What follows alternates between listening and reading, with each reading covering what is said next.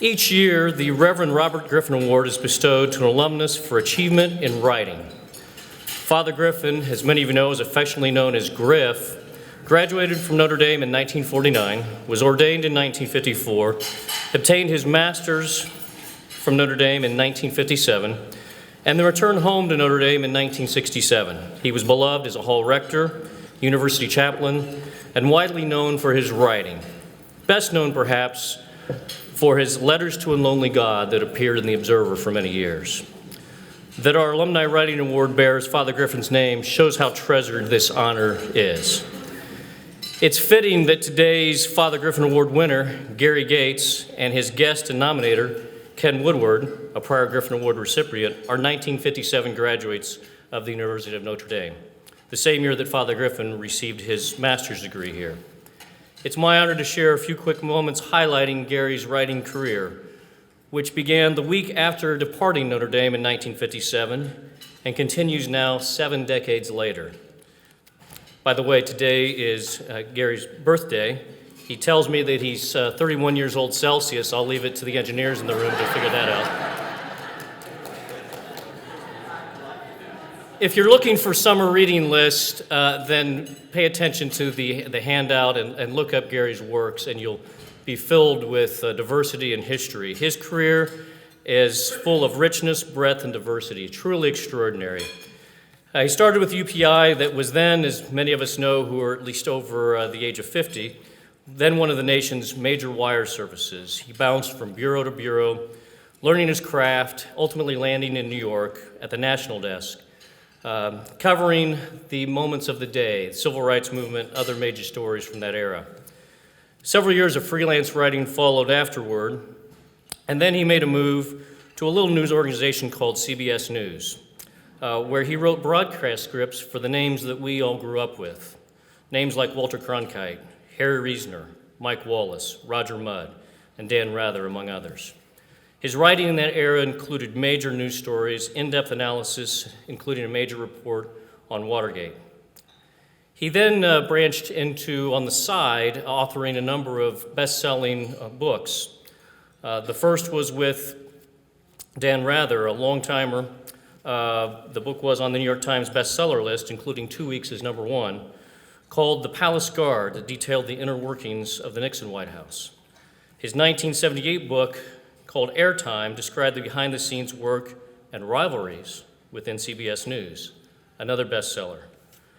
He also co-authored Close Encounters, a biography of Mike Wallace, also a bestseller. And then in collaboration with Bob Schieffer, he co-authored The Acting President, a study of the Reagan White House. But the scope of his art has always been broad, as reflected by his 7-year stint in the 1980s as the head lead writer and later executive editor for the NFL Today on CBS Sports, anchored by Brett Musburger. And those of us, again, old enough to remember, that is where we learned our football back in the day. His work at CBS Sports caught the attention and the eye of a little organization now known as ESPN, for which he wrote and produced several programs in the 1990s. He returned in this century from work for ESPN, including a 30 for 30 piece on the legend of Jimmy the Greek. His favorite work at ESPN, he tells us, was a broadcast on U.S. presidents throughout history and their strong link to sports called All the President's Games. Gary could have stopped then, after 35 years and 4 decades of esteemed writing, but he continued. He helped launch the website for CBS News, wrote for several years covering the Clinton impeachment, the hype over millennium and Y2K, and the 2000 presidential election. He kept on writing thereafter. His most recent stint was a post for a monthly column at his local newspaper, the Shelter Island Reporter. As Gary describes it, the title of the column was, "And That Reminds Me," and it pretty much defined it. The editor of the paper gave him carte blanche to roam across a broad landscape of subjects, and so he did. Father Griffin would be proud of Gary. We're all proud of you, Gary. We celebrate your lifetime of excellence in education, informing and entertaining the masses through your special and extraordinary craft. You have honored Notre Dame through your lifetime of excellence. Ladies and gentlemen, the 2019 Father Griffin Award winner, Gary Gates.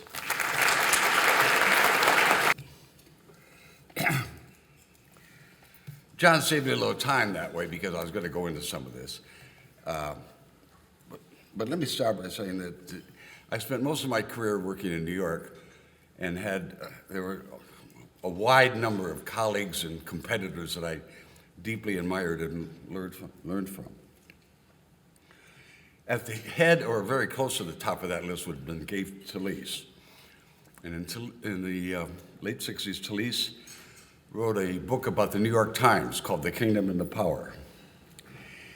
And I am so fond of his opening paragraph that I'm going to share it with you now. Most journalists are restless voyeurs who see the warts on the world, the imperfections in people and places. The sane that is much of life, the great portion of the planet unmarked by madness, does not lure them like riots and raids, crumbling countries and sinking ships, bankers banished to Rio and burning Buddhist nuns. Gloom is their game, the spectacle their passion, normality their nemesis. That came out in 1969. If it had come out 12 years earlier, when I was going through my senior year at Notre Dame, and it had come to my attention, I might have chosen a less stressful form of work, like bungee jumping or joining the U.S. Navy SEAL team or something. But I quote that because, as historical fate would have it, I started out in the Midwest, and the first big move in my professional life was when I was transferred by UPI to New York and worked in the national desk.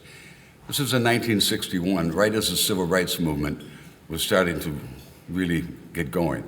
And over the next 3 or 4 years, that was one of my primary beats. Everything from the freedom rides organized by CORE right to the March on Washington, and then beyond as that whole thing moved to the north. Then later in the decade, like so many others, I got caught up in the Vietnam story. Not over there, I'm partly happy to say, but partly sorry to say, but with the demonstrations here at home. Those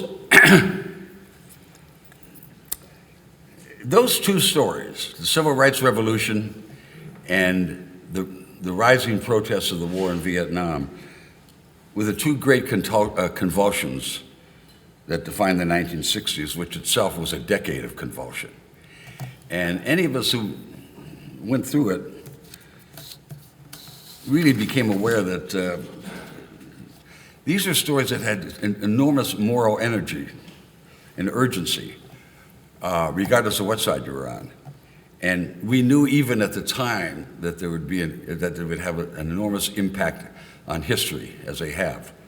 And as the 60s drew to a close, as John noted, I answered the siren song of television and went to CBS News.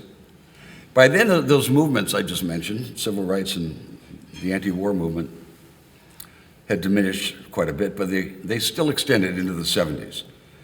The Nixon administration's decision to bomb Cambodia touched off a wave of protests on college campuses, the most notorious of which was on Kent State, where 6 students were tragically killed. And sure enough, the following weekend, something like 200,000 young Americans gathered in Washington to really let the White House have it in terms of their protest. And I covered that story as well. On the civil rights front, by then, the hot button issue was busing, and quite controversial. And that controversy led me into a memorable telephone conversation with the great president of a great university. The university was Notre Dame, and the president, of course, was Theodore Hesburgh. One of his many hats that he wore was as a member of the Civil Rights Commission in Washington. Eisenhower had appointed him on the commission in '57, and Nixon raised him to the chairman of the commission in '69. But they were destined to have a falling out because the White House was vigorously opposed to busing, and Father Hesburgh didn't agree. And when the Supreme Court came down with a decision in spring of '71, giving the stamp of approval to busing as a tool to advance desegregation, Father Hesburgh wrote an editorial for the New York Times praising it. And a few weeks later, Nixon got rid of him. He was fired from the Civil Rights Commission.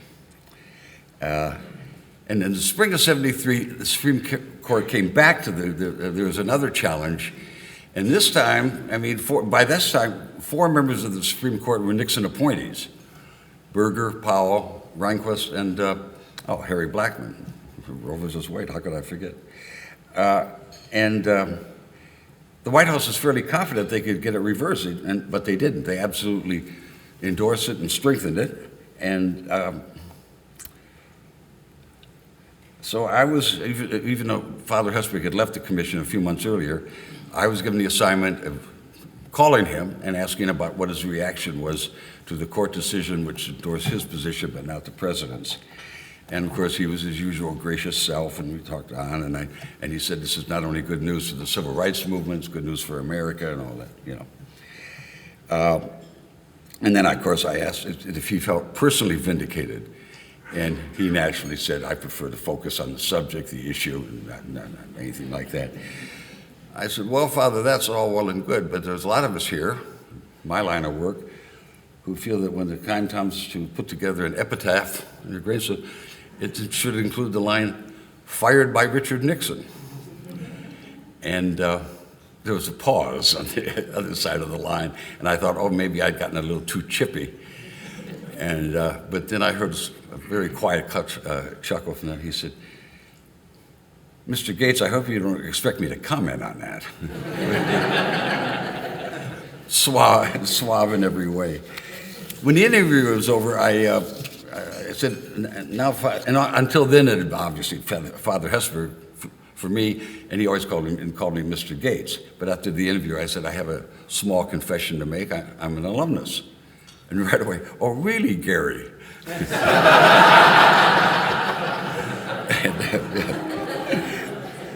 And I said, yeah. And he said, what class? I said, 1957. He said, well, we kind of started out together, didn't we? That was my second year. And I said, yes, I know. And he said, have you been back? I said, not that recently, but I've been back a few times, yes. And he said, there's been quite a few changes. And I said, yes, I understand that there are now girls, sir. And again, there was a pause and a kind of wariness, and he said, yes. What do you think of that? Ever checking out the alumnus? I said, I think it's terrific. It would have saved me a lot of round trips to Chicago if that had been. Anyway, that was the spring of 1973, and the big story that year was when the Watergate cover-up exploded. It had been tightly sealed in for almost a year, but through a series of events, it just exploded. And the Watergate affair turned into the Watergate scandal and was on its way to becoming the Watergate impeachment. And that changed things very much for me, because Dan Rather and I had already had a contract to write a book about the inner workings of the Nixon White House, in which he had gathered a lot of material on some of the things that had been going on there. Nothing on the level of what came out, but anyway. And we were going to go about it in a leisurely manner and bring it out when Nixon finished his second term sometime around 1976. Well, we know what happened. And I took a leave of absence then, because we said, now we got to move more quickly. We don't know how long this guy's going to be in the White House and when to get. And our timing couldn't have been better. Palace Guard was published in October of '74, just 2 months after Nixon resigned, rather than go through an impeachment trial in the Senate. And as John graciously mentioned, Palace Guard was a very large success, certainly by my standards. 6 months in the Times bestseller list, who was #1. And because of that success, the whole focus of my career shifted from daily television to writing books.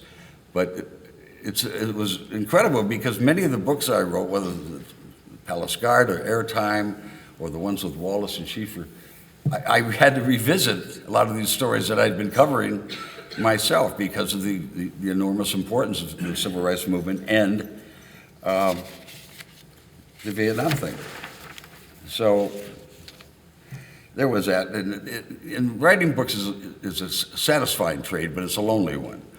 And to sort of break up, and I look for diversions, and I take on a few television projects here and there. You know, not full time, but I'd work on this and go away and work on this coming back. And indeed, one of my favorites, probably my favorite, had the most fun at, was the NFL Today. And the producer of that show, my good friend George Veras, is with us today. And I had started in sports with UPI in Detroit in 1960, so in a way I was going back to sort of my roots.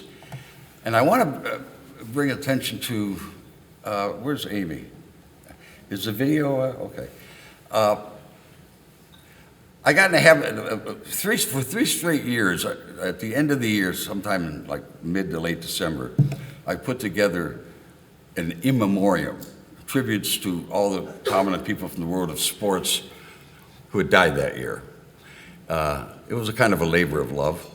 And always the trick was, now who do I start with? Because it's sort of, you know, that's going to be the lead. Well, in the December of 1986, I knew exactly who should be the lead horse on that year's piece. And can we look at it?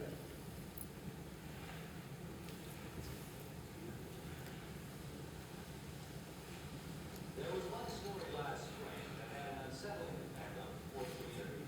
It was a tragic drug-related death of basketball's Len Bias and pro football's Don Rogers.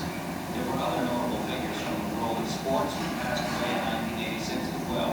And so as the year draws to a close, the Army Fall Games pays tribute to some of the men and women who over the years have enriched our lives, one we know well.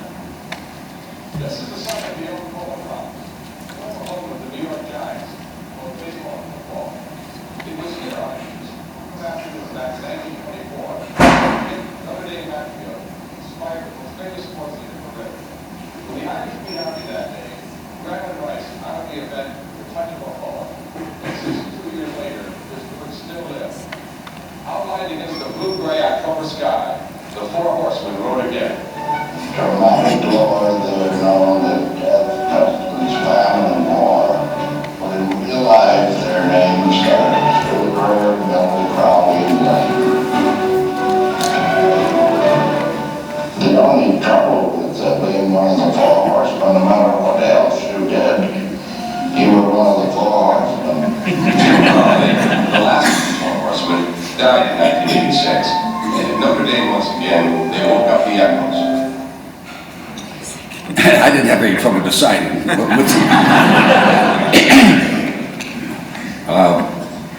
And even I've looked at it several times over the years in passing, and every time I do, I'm reminded of this incredibly strong tradition that binds us all,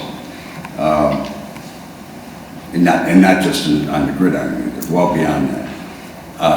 I'm sure many of you are like me. Even if you've been away for a while, you visit this campus and it just comes flooding back. You hear the echoes even without the rousing song to shake them up. And that's so much a part of, and what I said in my comments here in the card, the values I absorbed at Notre Dame really guided me through my journalism career, particularly covering stories of such moral complexity as civil rights in Vietnam and Watergate too, to some extent. But I was fortunate enough to be a part of two traditions because the CBS News tradition was also remarkably strong and vibrant. By the time I went to work there, Edward R. Murrow had died, but boy, his shadow continued on because a lot of his top recruits were still working there, Charles Collingwood, Eric Severard, and many others. And by now we had some of the names that John mentioned, Cronkite, Reasoner, and everything.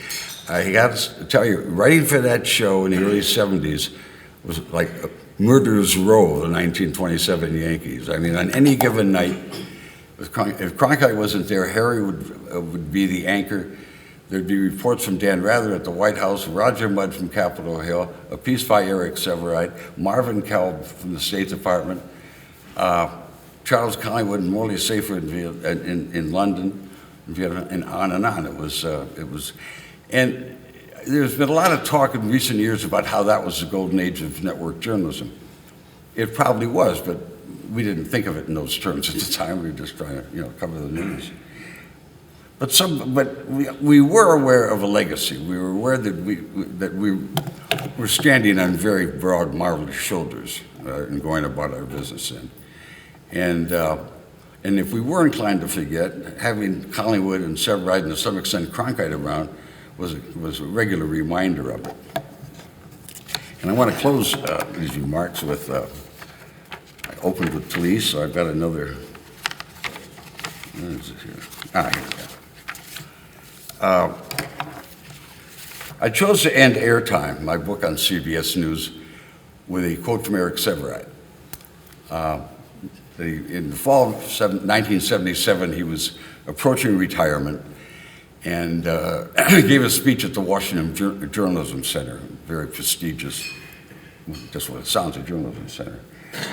And Severide was in a crabby mood, although you could never be sure because there's a thin line between crabby and joy. Scandinavian, most of the time he looked like he'd been escaped from an Ingmar Bergman movie. But he was irritated that there'd been some stuff written about CBS News in his history. Not that it was critical, he wouldn't raise a peep about that, but that it was simply inaccurate, that it was wrong, that they got it wrong. And he was hammering away at David Halberstam for what they had written. But then all of a sudden, his tone turned mellow and marvelously heartfelt. And here's how he ended that speech. Let me say now only that we are not the worst people in the land, we who work as journalists. Our product in print and over the air is a lot better, more educated, more responsible than it was when I began some 45 years ago as a cub reporter. This has been the best generation of all in which to have lived as a journalist in this country. We are no longer starvelings and we sit above the salt. We have affected our times.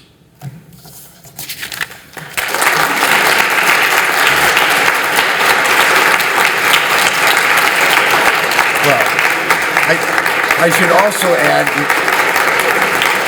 I'm afraid I've been a bit boorish here. I should also add, I want to thank this Alumni Association so much for this award. As I said to Dolly and everyone else I talked to, I said it really, it means a great deal to me. And what I said to that program, it's a celebration of the journey I've just described, and I'll always be indebted. Okay, thank you.